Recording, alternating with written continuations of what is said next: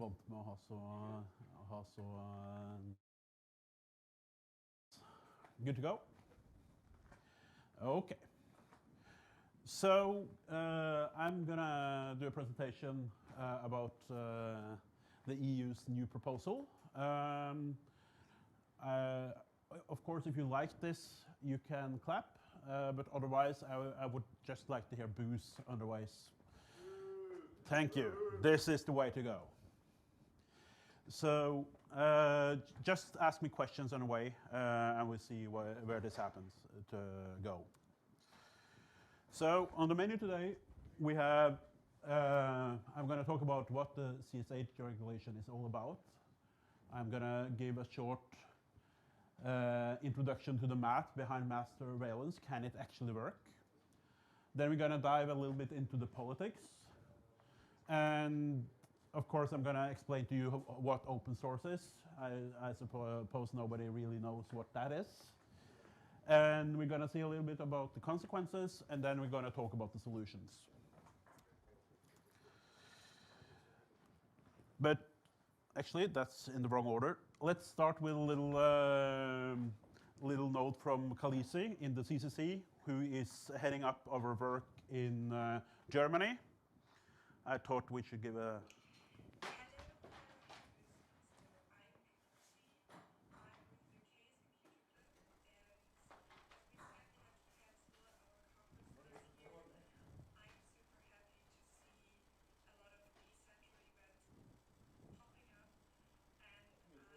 Can you hear it? Nope. It's only laptop speakers. Not the HDMI. Hopefully, I will see lots of you in next year's camp. That is not good. And we will go back to the normal chaos event schedule as soon as possible. Yeah, well, that's that. I have to change the sound up.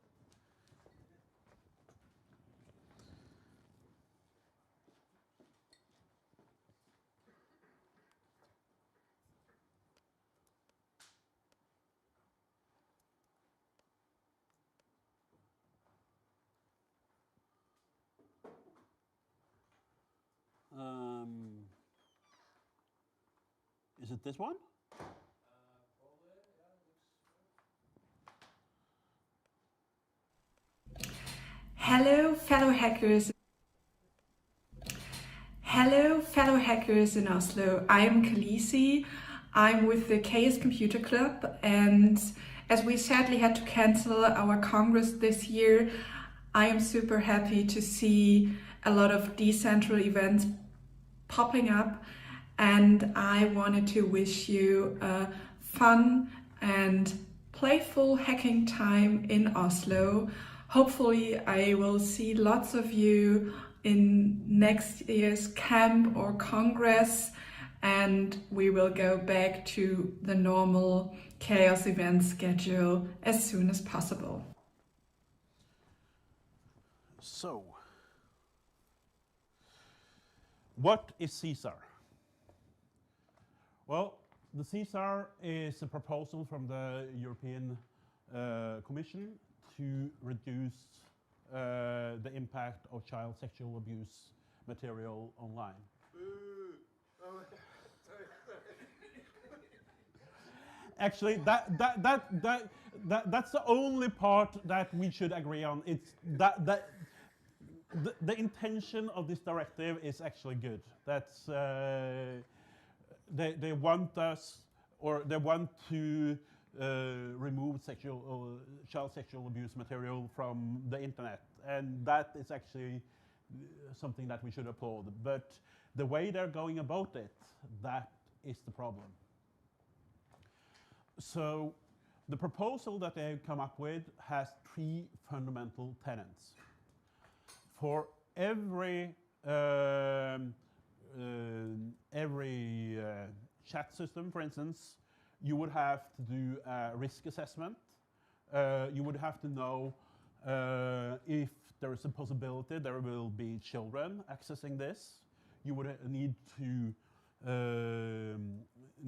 if there is a high possibility that there are children here, or if there is a high possibility that there will be material of this nature dispersed in this forum. You would need to take measures. So that's the one tenet of this. National authorities will be able to issue detection orders. And that is one of the huge problems here, because this is fundamentally an anti-tenet to encryption. The way you would have to do a detection order would be either, you would basically have to monitor the communication that is going on between individuals. There are two, if you have an end-to-end encrypted system, there are two ways to do it. You can either break the encryption, or actually there's three ways to do it. You can break the encryption underway, or you can go to a centralized server model where you communicate to the server, you do detection on the server, and then you retransmit it, and thus you don't have end-to-end encryption anymore. Or the most likely scenario, which is what it looks like they want to do right now, is that they will force you to install a client-side scanner, which is basically a system that will do some kind of detection. We don't really know the model that they will do, but it's going to be something, either a hashing model or some kind of artificial intelligence system. But you will be forced to install it on your computer in order to use these systems. And that's basically any kind of system. Even Signal will have to implement this in order to be legal within the EU.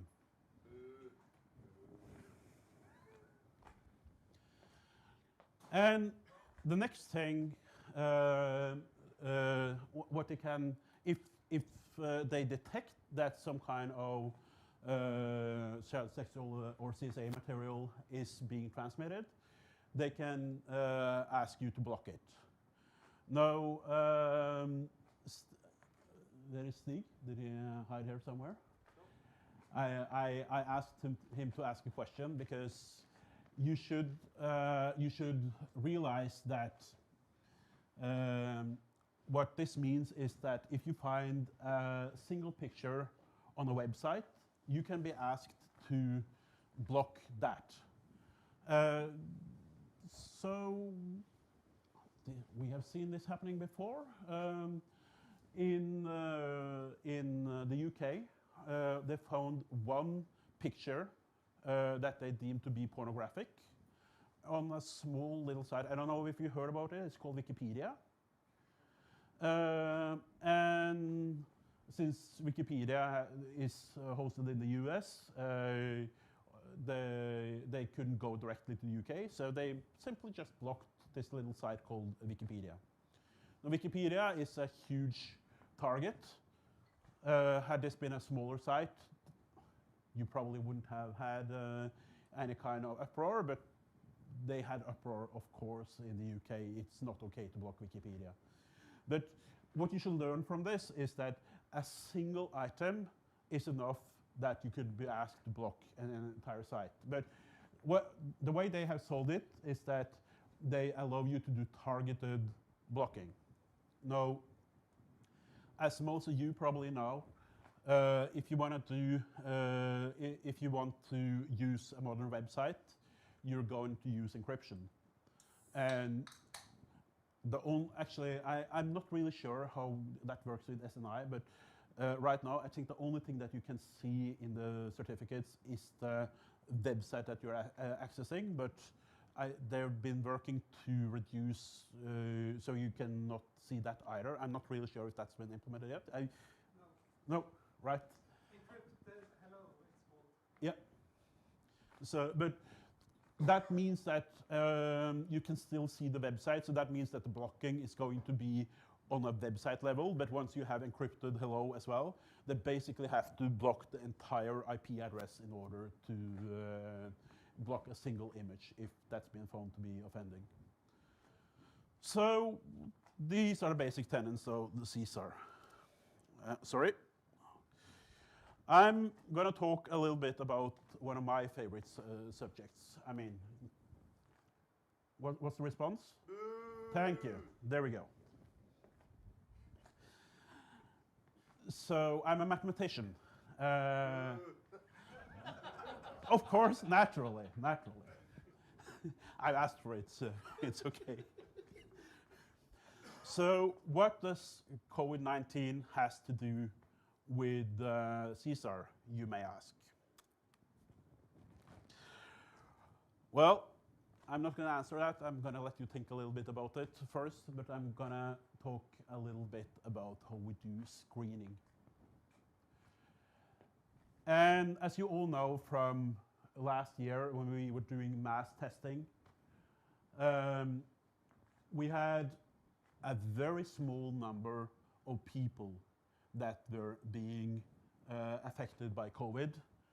So the question is, how do we approach testing? So these are not the real numbers, but they are approximate to the population of Norway, and they're nice numbers just to make them easily calculable.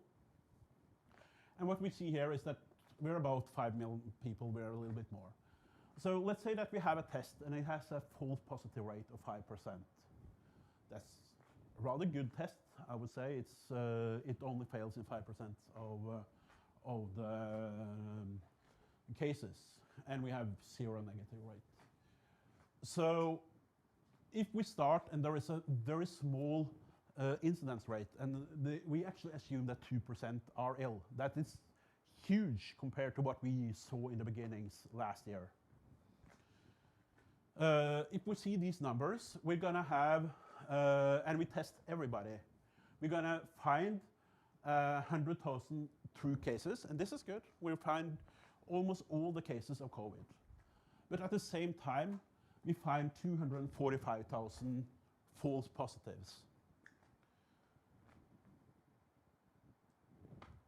We are gonna overwhelm the health system by a lot of people coming in having absolutely no symptoms but being tested.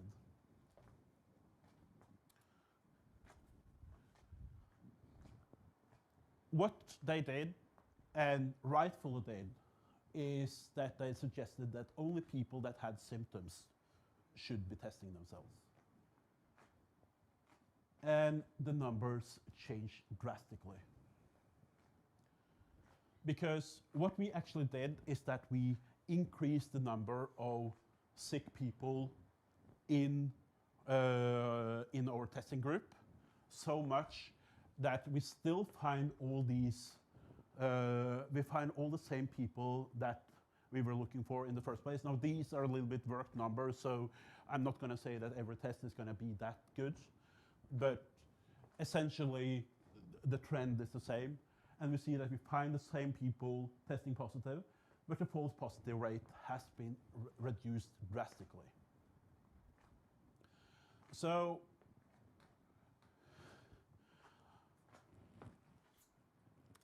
this goes to, this is the mathematician in me. What we are trying to do is that we're actually trying to place this cutoff layer at the right place to find the right way to find COVID cases. And what we did by reducing the selection to, or by targeting who we were testing, is that we basically reduced the amount of people in this true negative box by a lot. And of course, my point is that screening is the same as mass surveillance. Mass surveillance cannot work because mass surveillance has as a presumption that there are a lot of cases where this is happening. And there is a fundamental difference between mass surveillance and targeted surveillance. Where targeted surveillance can work, mass surveillance just, the basic assumption we have to do is that this is not a huge problem in society. I mean, it's really a big problem for the people that are affected by it, but the incidence rates are so small that mass surveillance is not the way to go. So let's talk about the politics. Anybody recognizes these people?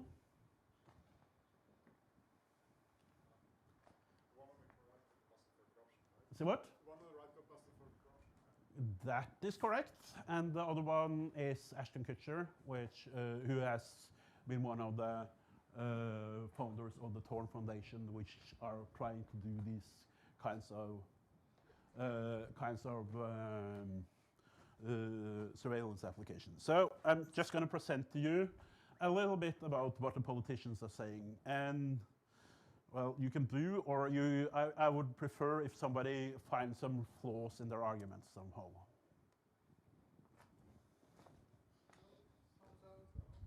No sound? Detecting child sexual abuse in encrypted No.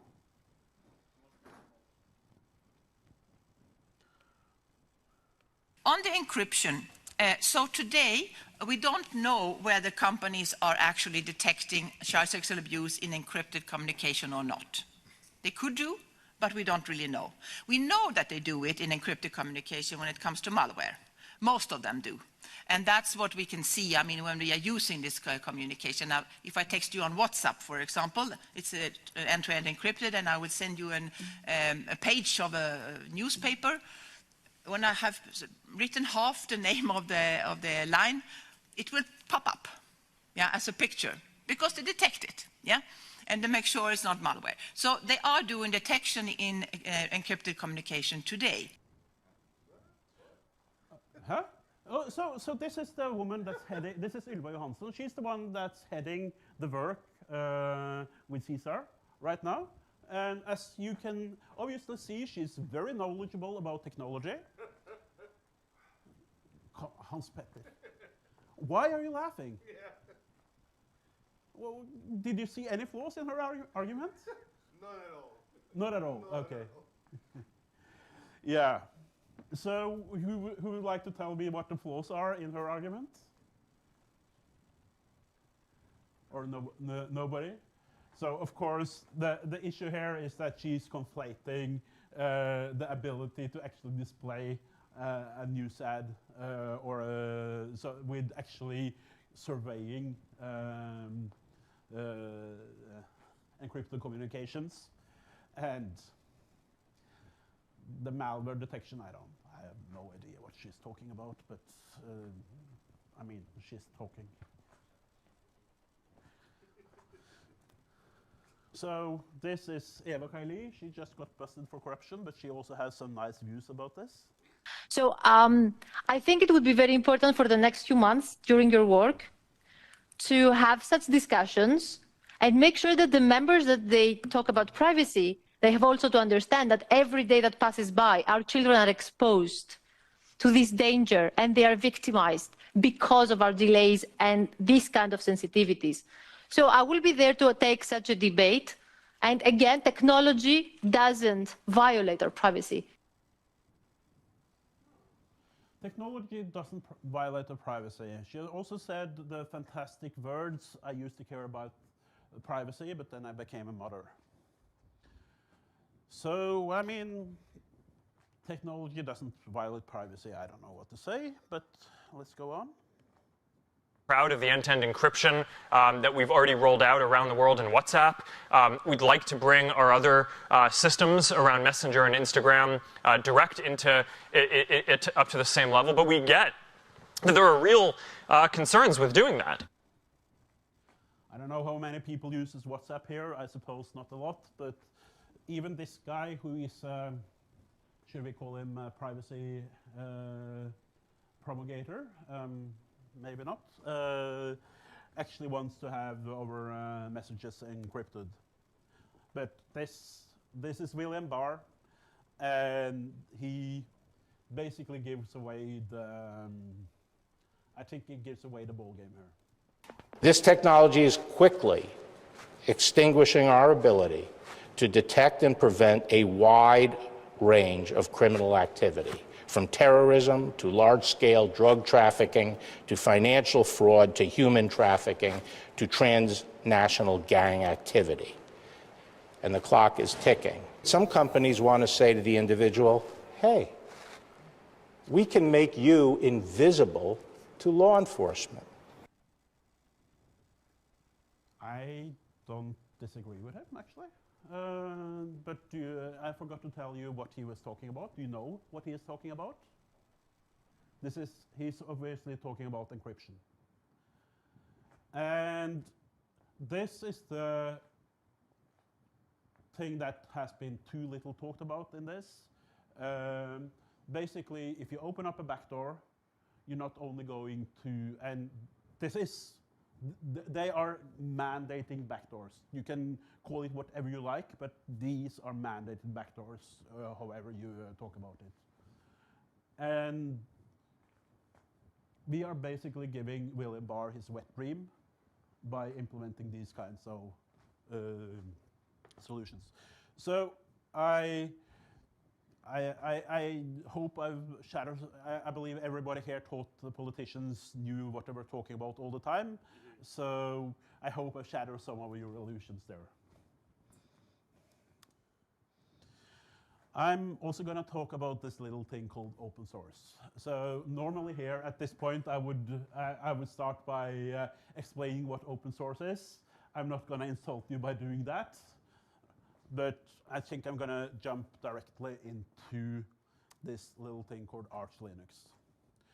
I'm not a user of Arch Linux. The only reason I'm bringing Arch Linux up is because we have done an analysis on the impacts for Arch. So another part of the proposal is that if you have something like an app store, you would have to screen everything for the impact that it has on children. So you basically need to know every single package that you distribute.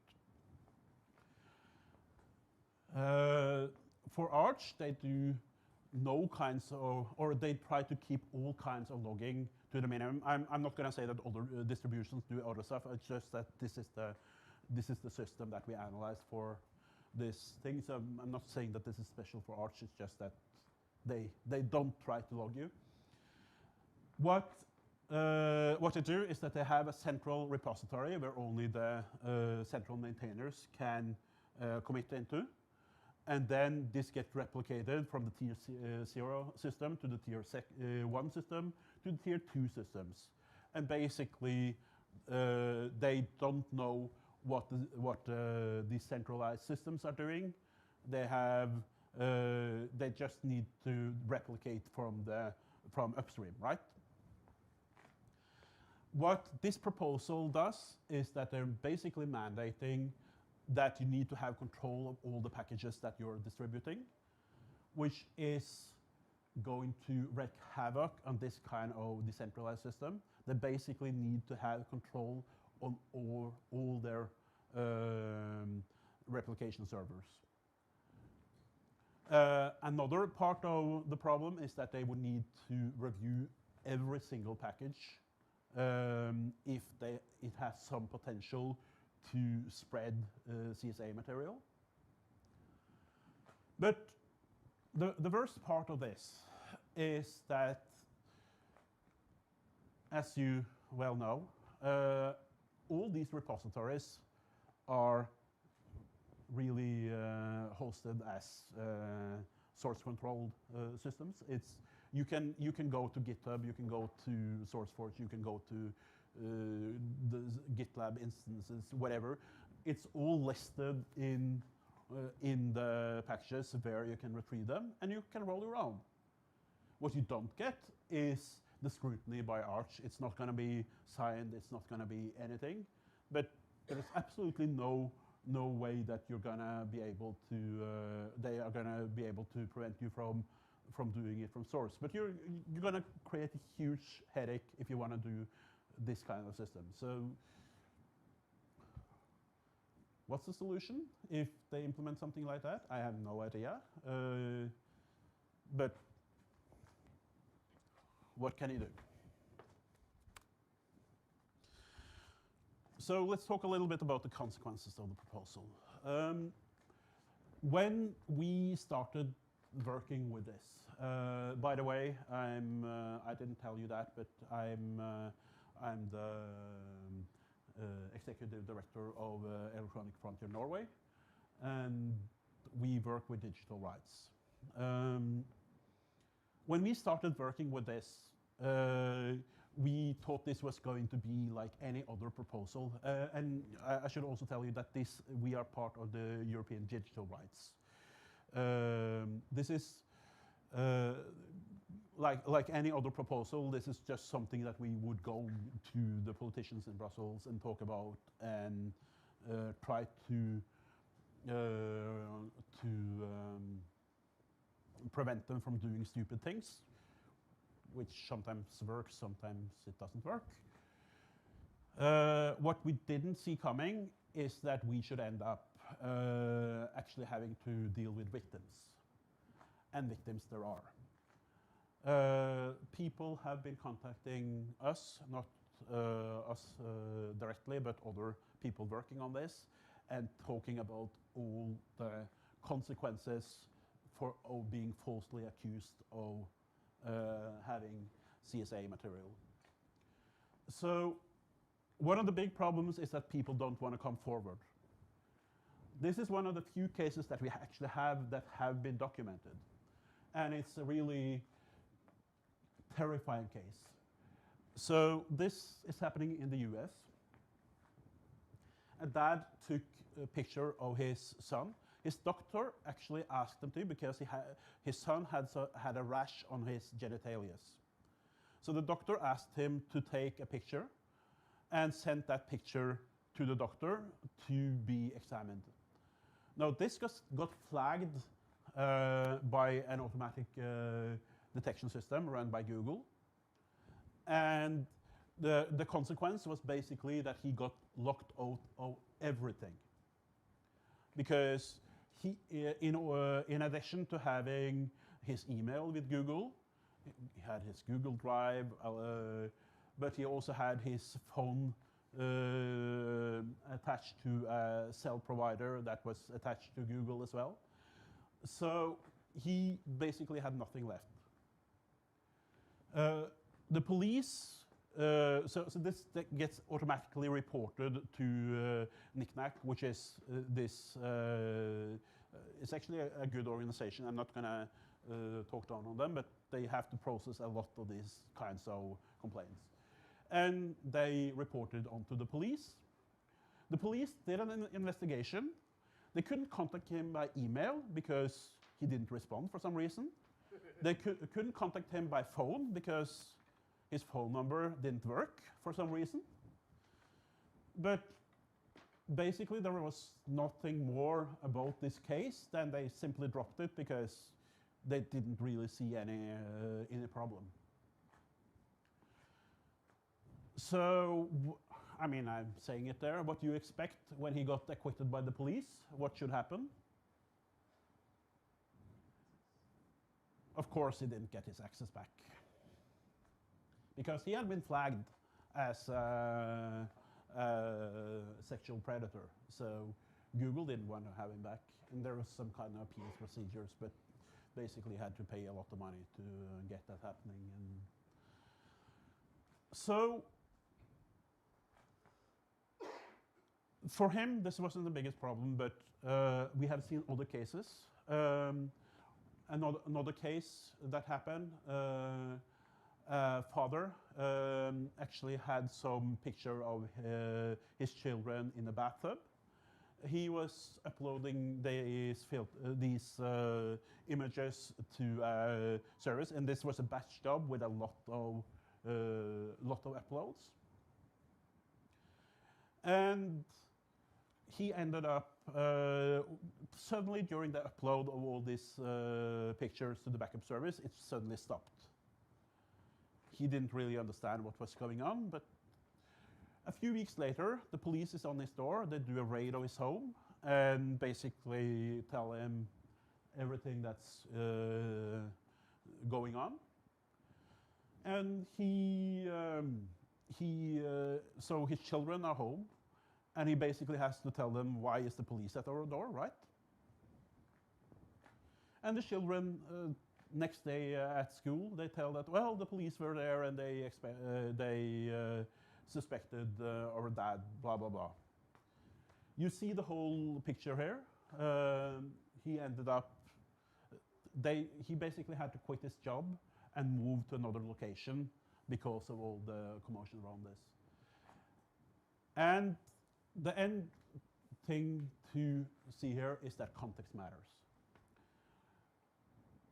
What is a completely innocent picture in one setting can't be evidence of a crime in another. But simply the fact that they are, one is getting reported actually has a lot of consequences. And on a fundamental level, we are turning the presumption of innocence on its head. If we mandate these kinds of scanners, it is an assumption that you are guilty until proven innocent.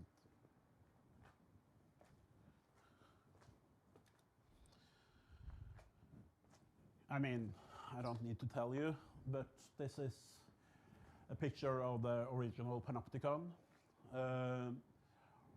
People start to do other things when they fear they are being spied on.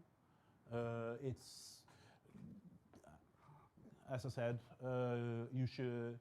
it's perfectly legal to take a picture of your children in a bathtub.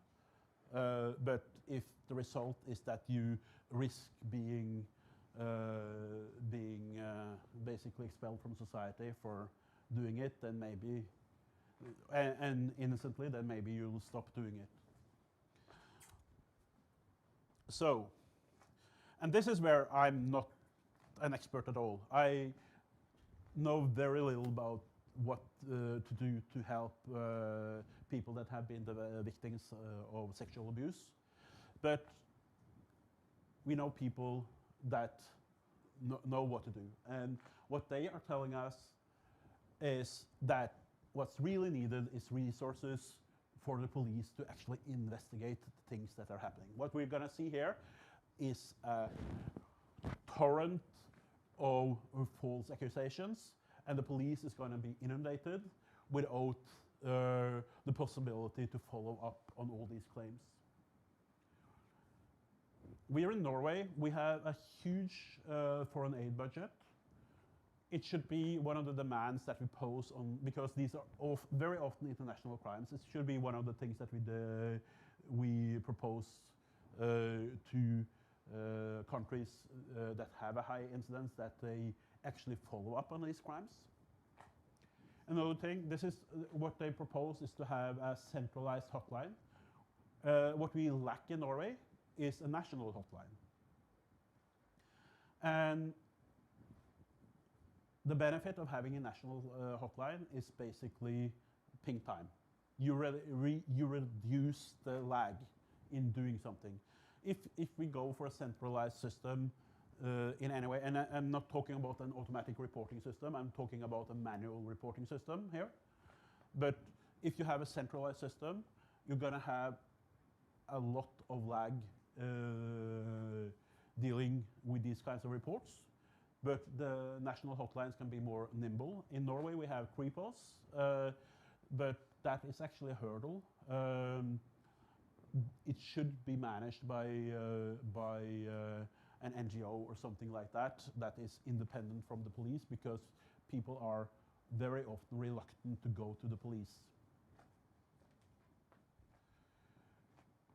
Yeah, reheard, I don't know what that is, but it should say research and education about prevention.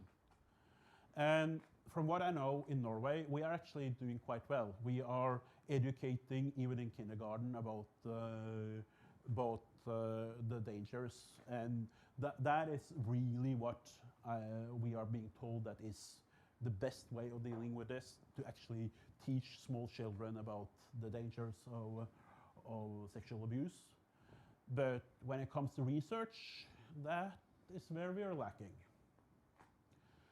And we don't need to put our heads in the sand. We should actually provide resources to support the victims, because no matter how well we try to do detection, we're going to end up having victims, and they should have resources.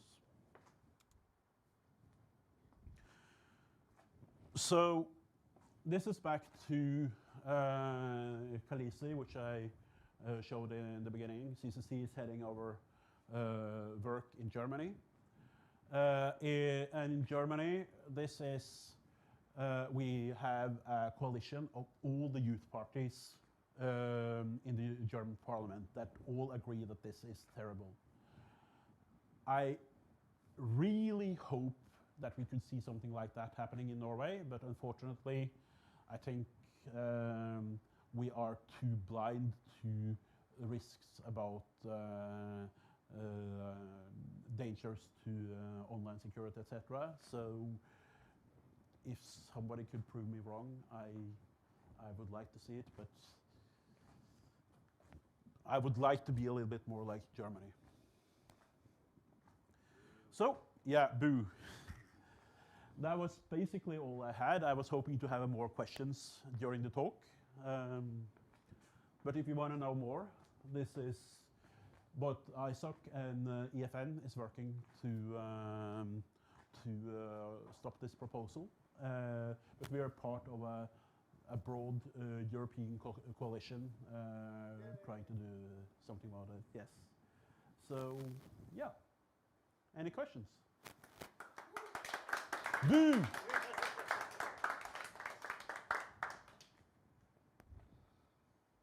No questions. Okay. I have one question. Could you Yeah. say something about that awesome organization that you have on the right side, both of them? Yeah. So, yeah. So I'm the executive director of Electronic Frontier Norway, which is a digital rights organization. Which is, I think most of you know what digital rights is, but we define that as human rights in the digital sphere. So it's all about stopping these threats to human rights online. I'm also a board member of the Internet Society of Norway, which is the organization that has been founded in order to increase user participants in the development of the internet. And both organizations are fundamentally opposed to this proposal. You want to say some more, Sal? No, I won't. So I don't have a microphone, so. Both are very nice organizations, and you should join them. I mean, well, let's do an awesome, do a full plug. Yes, please join us. We need more members.